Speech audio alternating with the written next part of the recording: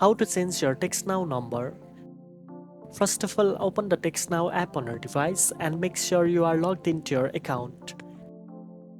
Next, tap on the menu button with 3 horizontal lines in the top left corner and select the settings icon to access your account settings.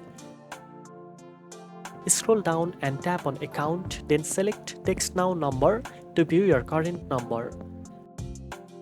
Then tap on get a new phone number to begin the process of changing your number. Follow the prompts to confirm the change of your current number. Please note that you can change your TextNow number once every 15 days. After changing your old number, you can start using the new number immediately. Now you know how to change your TextNow number.